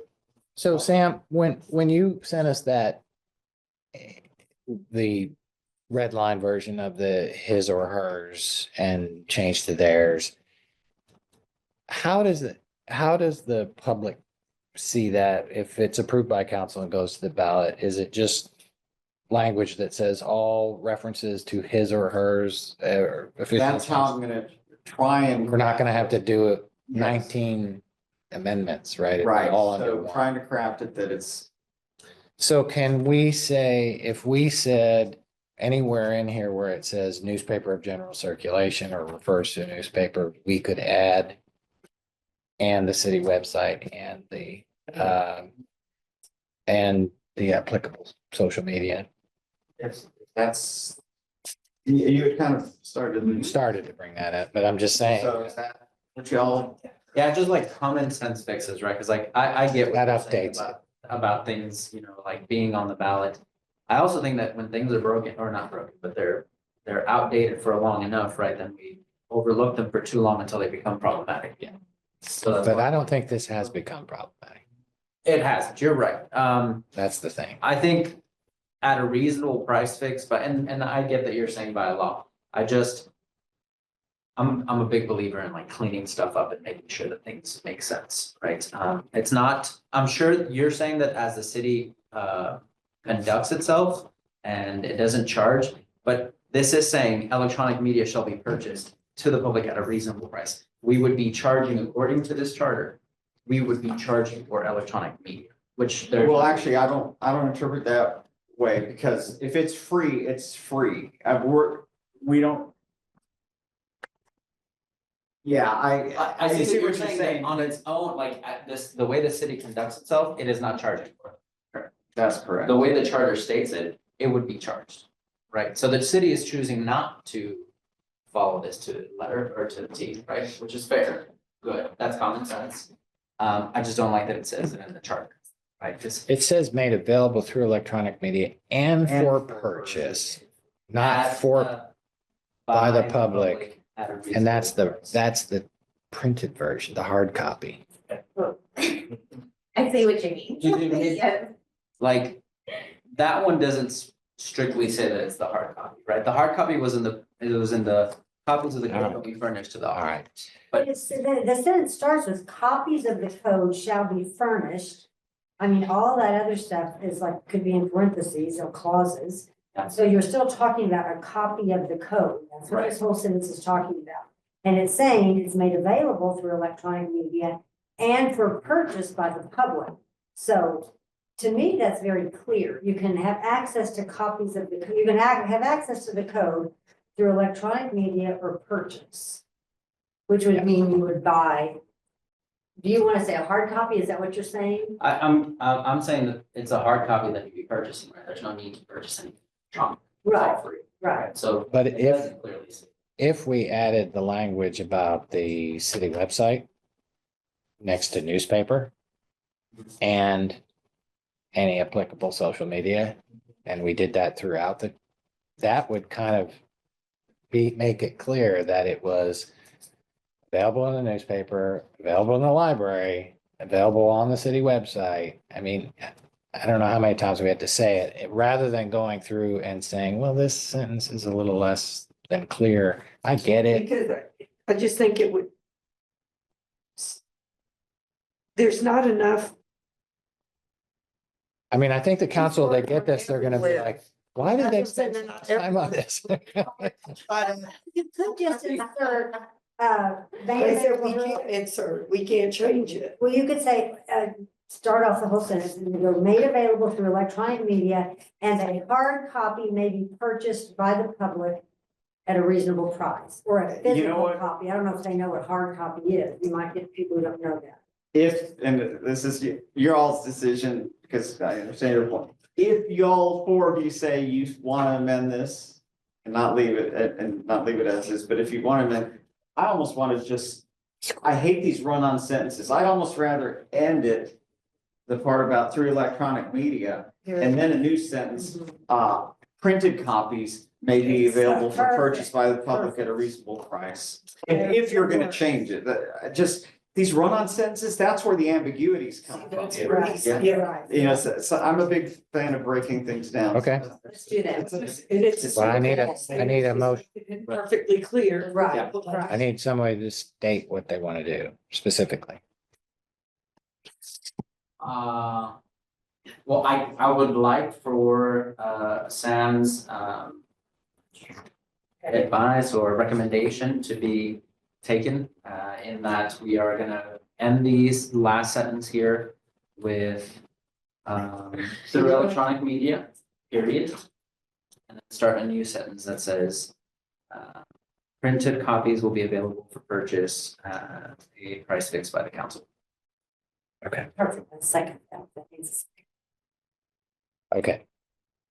So. Okay, And then did we already accept the previous recommendation that I had made for, like you said, on applicable media channels and stuff like that? I haven't got that. I don't think we had consensus on that one yet. So, I need to hear from everybody. Yay or nay on this? Yeah. Yes, okay. Jim? Yes, Jim? Yeah. Okay, Send it to the voters. That's what, because that was kind of All right, the, so- you were asking. So there is a danger that it is kind of getting into the weeds. No. It's kind of like correcting grammar. I I think this one is, the last one definitely is correcting grammar. I think the first one is updating, Yeah, that one, yeah. you know what I mean? So It if is you, grammar. if I'm willing to sacrifice the I hear- last change for just the first one, that's fine. It's, If we're worried it's about the it. prerogative of the commission. It's for. I'm hearing consensus that it's a wording change and we've done that before. So let's see it. If you have sufficient direction, Sam, and then we'll see it again.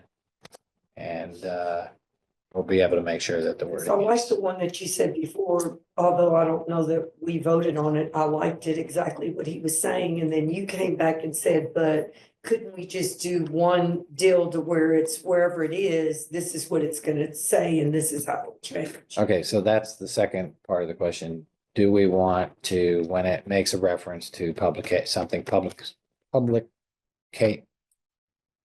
published in a newspaper of record, add that language about and the official city website and, Or to not make that so long, just say, and applicable digital channels.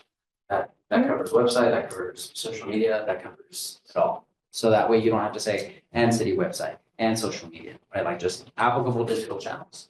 Because most people that are on, I think we Is- need to go. Oh, no, I cut you off, sir. No. I was just I gonna cut say, you off.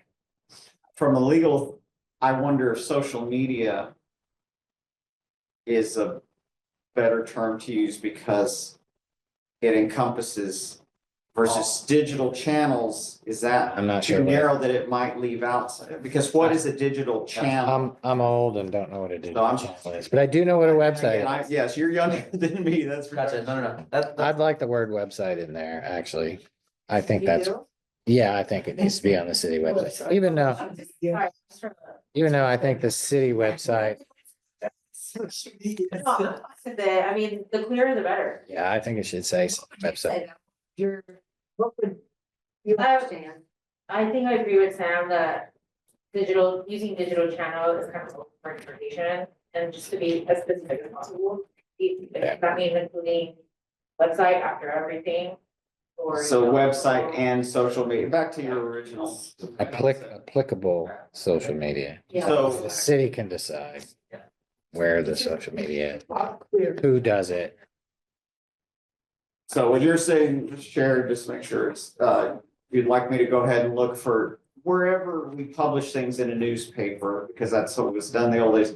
We want to add the digital to that as well. Yes. Because all of those kind of just a universal Yeah, update. Yeah. and I'd like to see the red line of how many times it says newspaper and how many times it's gonna say website and applicable social media.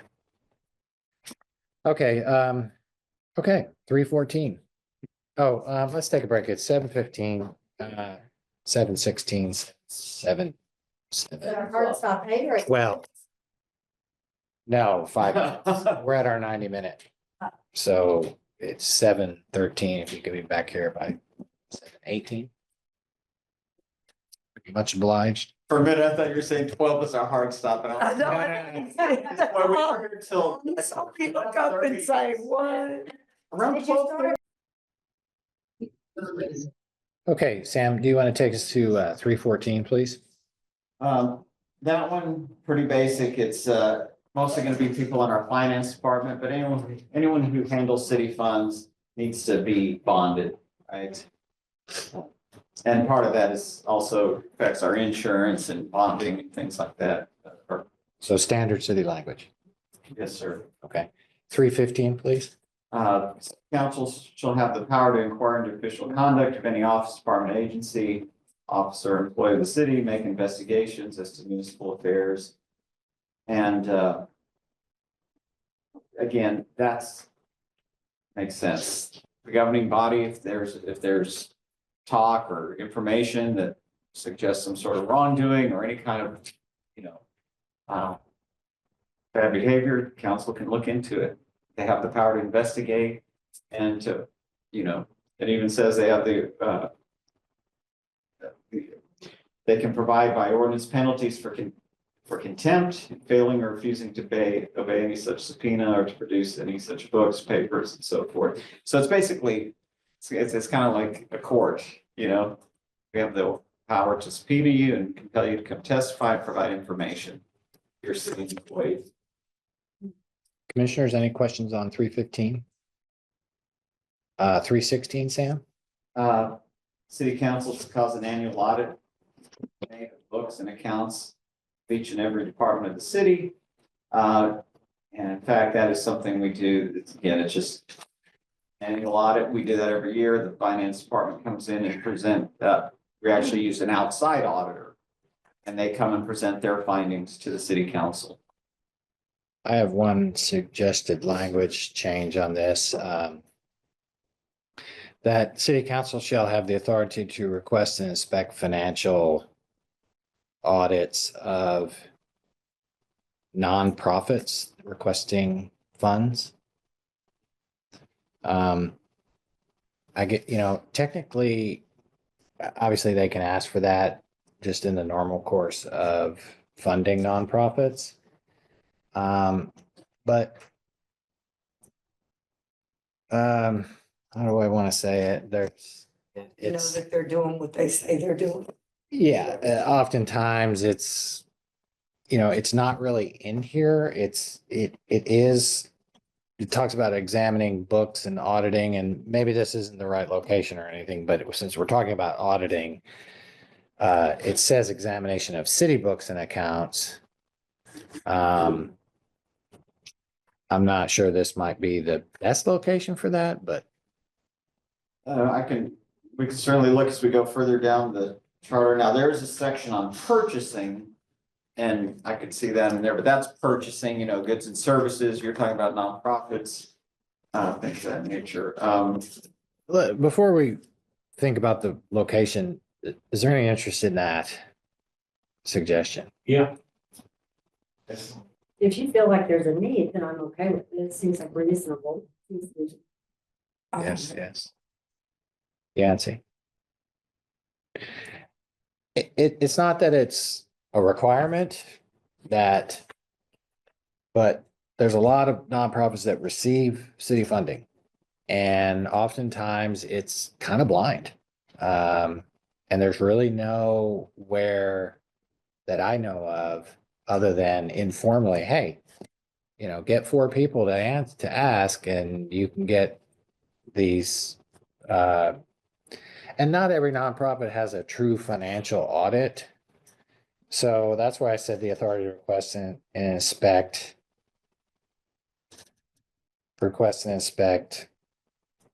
a financial audit or financial. More funds are given or. No, it's not a requirement. It's just, it's the authority to do so. Because too many times I think elected officials are timid enough to not do it. So shall And have that's, the authority. doesn't require it. That council can elect whether to exercise it. Yes, To make sure- exactly. That's And my. Is this what we were talking about last time when we were talking about council members overextending? Oh, No, this is about five oh one C three is receiving money from. No, I know that. This That's- might help. Because I remember at that last city council meeting a few months back, one of the nonprofits, when they were giving out the funds to fund them, this might even help some of those nonprofits that were getting accused of, well, you're not using people, citizens were out there saying, well, they don't use their money correctly. They abuse the funds and they do this. And so if you can actually, if they actually have to produce those books, and people are doing what they say they are, 20,000 might not seem like a lot, or 50,000, but that's a lot of money for the city to give you when, if you're really not doing what you say you're doing, then it might be better to give it to another organization that's actually keeping their books, maintaining and doing what they're saying they're doing. I don't know, I just, If you've given somebody money, then citizens ought to know where it's going. And I that, understand that's a separate issue, but I was just saying, related to the council, the city being able to look at books. But that may be a separate thing we were talking about. We want to know your expense accounts. We want to see your receipts. Yeah. and oftentimes I think there's been a real interest, and I'll come to you, Yancy, since I finished this thought. There's been a real interest to do it, but since it's not really written anywhere that it is the authority of the council to help them educate themselves on making this financial decision. You know, I think in the past, they've been reluctant.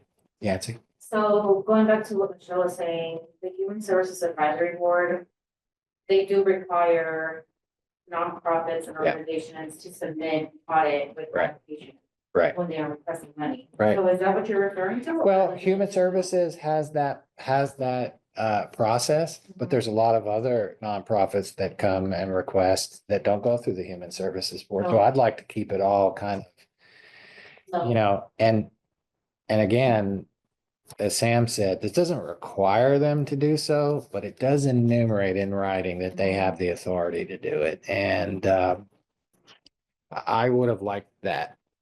I think there would have been times that, you know, it just gets all too political.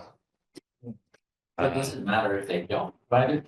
Is my question, are we, like, just to? That's up to the know they council. didn't, essentially? No, it's not so much that, it's just that it's not a requirement that they provide it, but it is a reference that the council has the authority to request it. Because a lot of times, I mean, I remember people would, it could be, it's not just nonprofits. I mean, it could be,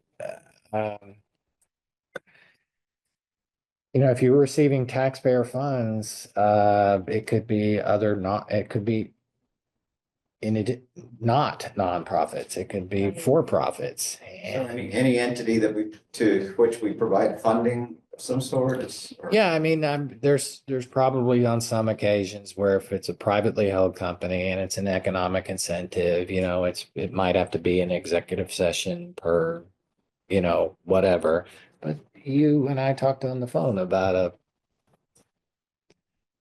some firm in somewhere that wanted a bunch of money in Georgia or whatever many years ago, and turns out they were half bankrupt when we looked into it, and we almost gave them $500,000. So, I mean, this would at least give the authority. The exact language, if it's all right with the group, I'll work with Sam on it, bring it back. That's the intent. Okay. I hear consensus for that. because don't you think that would have, well, y'all got it, but did they, so they had to actually, y'all could actually look at their books? Yeah, we, they have to turn that in. Because if they don't, then we don't even, you know. And it does tell us, like, this is what we did with your money. Right? Your form. And so that Yeah. also helps us determine, you know, do we want to get money out? Yeah, and I'm not trying to make it redundant, but there's more than just HSAB grants going out. All right, if there's nothing else on that, Fund 1, 317. Sam. That's, and I think we even talked about this briefly, or maybe again, just a side reference to prior discussions, but, council, has the authority, it's kind of like your audit suggestion. They have the authority to expel council members who are absent from 3 consecutive regular council meetings. Unless the council member has secured permission. And it says, provide any such action for expulsion of a city council member shall require 5 affirmative votes. So it's a super majority requirement to expel. You know, we have similar things for certain like planning and zoning items, super majority. How So, frequently is very that interesting. used? Never. So do we need to change it? I have no recommended changes. It's a sticky wicket if it would even work, I think. Well, because you're dealing with another elected official. That's what I'm saying. And I didn't think that it's kind of hard to mess with elected officials because They're elected. Does it happen a lot that people miss more than 3 consecutive meetings? No, I don't know if On sure council, Seen that. boards and commissions, yes. I don't know if I've seen it on council or not, and since I've been here, but I mean, I think one time I saw it a long time. But not in the last 25 years. It's like you saw where they did get expelled because they missed one, They didn't get expelled, but they missed 3 meetings. and where they just, okay, so. So it was, but. I mean, there were extenuating, it just gets ugly, you know, you start talking about this. I will say that, you know. Well, I know we talked about it, the council has the authority to police itself. That was in one of the prior sections, and if it's done right, they do. I mean, they have a standing committee to handle things that are Like the financial. aspect? finance and audit committee. Yeah.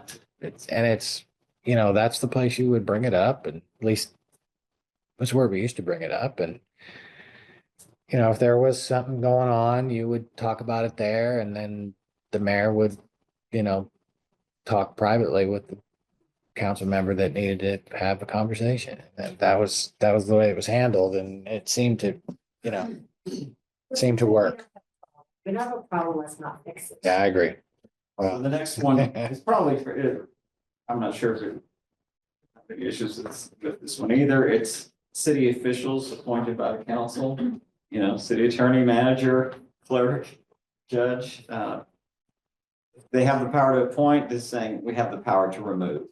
And it does provide for some due process with an opportunity for hearing. Rarely does anyone actually request a hearing and the humiliation of going through that process, but it provides an opportunity for that employee to have a hearing.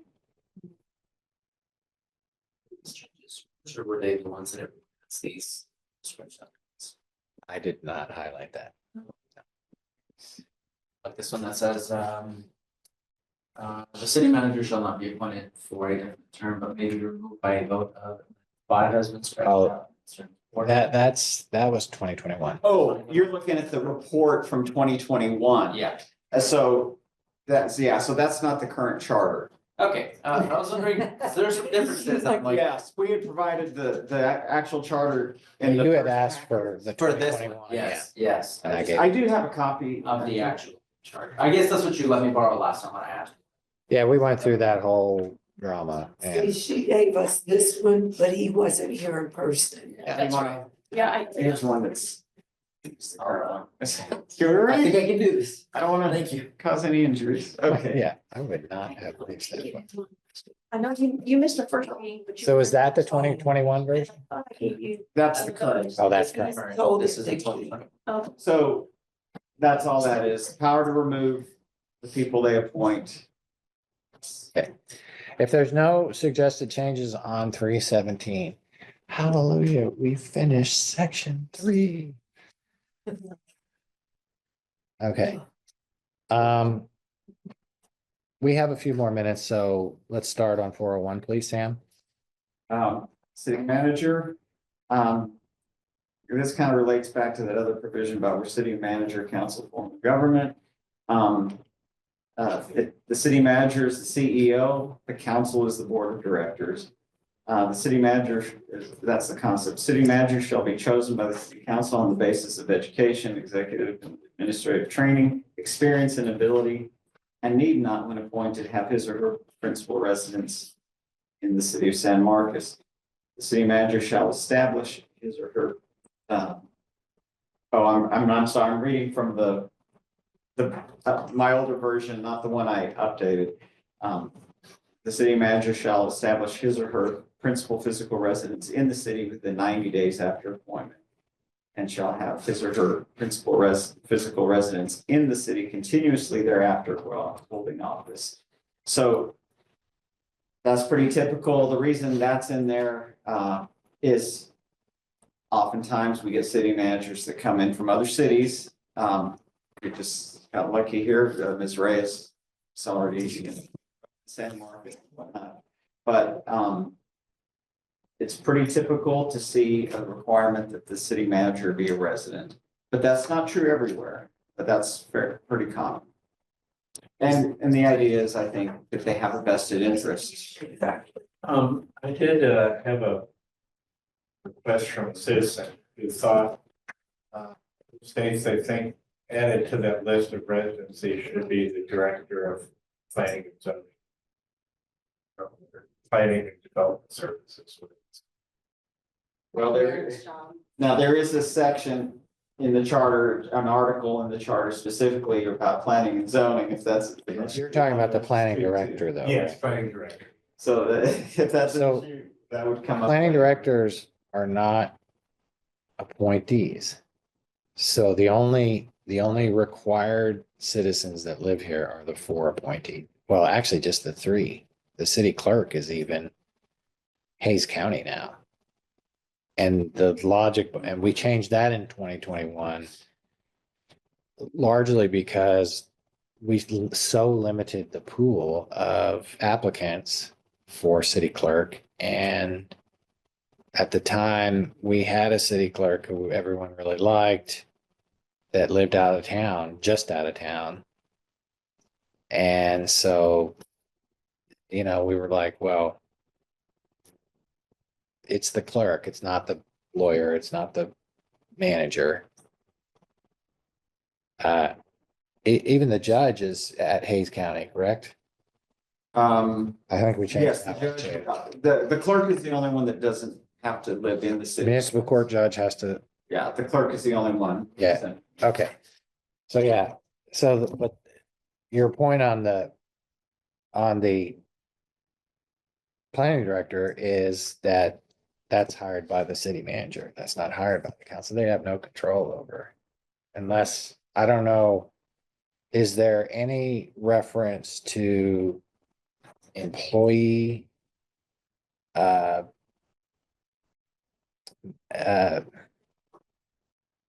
don't think there is. There's no Like reference to residents, residency. not that Not I'm in the aware, charter. I'm not aware of anything that it's only council appointees, but people under the city manager.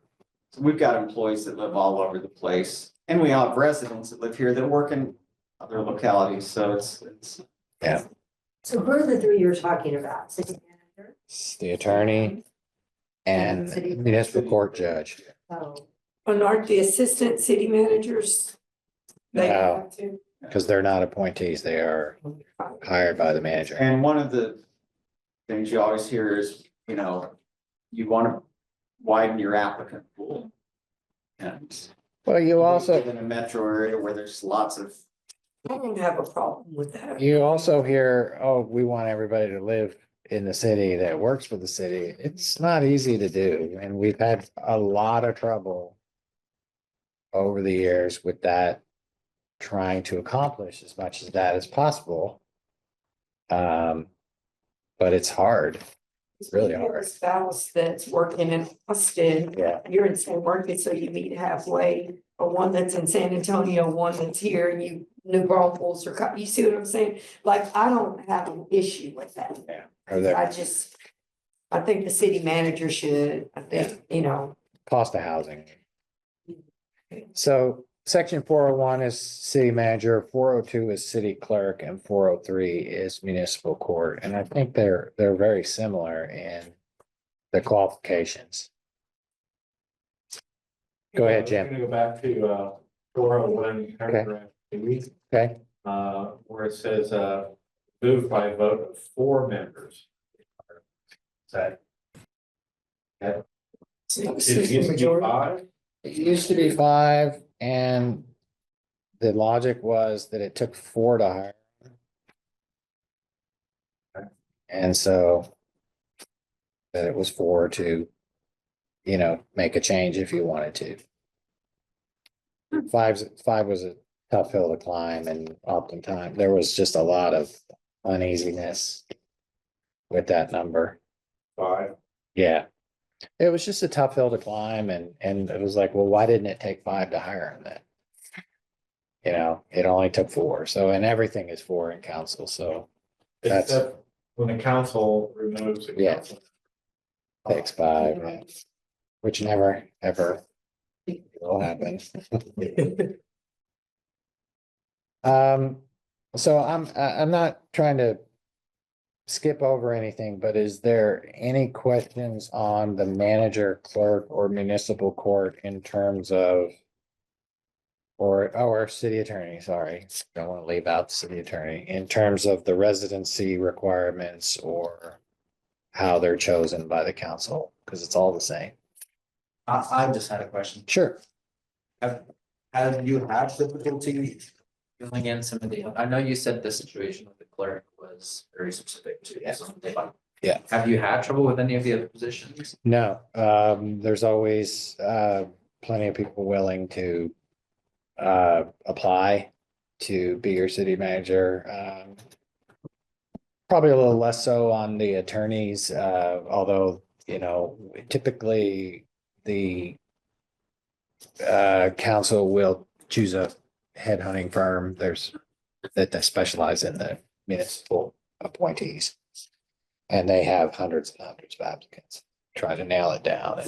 And it didn't happen with Stephanie, but it's happened every other time that I can remember.